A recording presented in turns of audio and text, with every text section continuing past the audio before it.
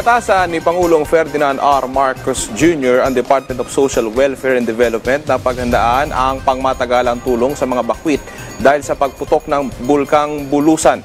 Agad naman tiniyak ni DSWD Secretary Rex Gatchalian na nakalatag na ang tulong sa mga apektadong residente sakaling lumala ang sitwasyon sa bulkan.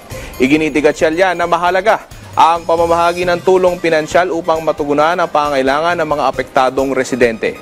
Gagamitin ang tulong pinansyal sa mga nasirang bahay at makapagsimula sila ng panibagong pamumuhay matapos ang pinsalang dulot ng pag-aalburuto ng bulkan. Mabilis at na-responde sa mga ganitong klaseng pagkakataon. Pangalawa, kahapon din nag-usap kami ni Gov, nag-request yung province ng 20,000 na food packs. Ready yun, nasa bodega na natin yun. Anytime you can keep on withdrawing it para makarating mo sa nangangailangan. But more than anything, ang report ko nga sa Pangulo, Gov, mga mayors, nai-impress ko kami sa bilis ng probinsya at ng mga local governments dito gumalaw. Nag-report sa ating Pangulo na malinis na yung mga lansangan. Umabot na pati yung bubong ng mga residente, nilinis nyo na rin.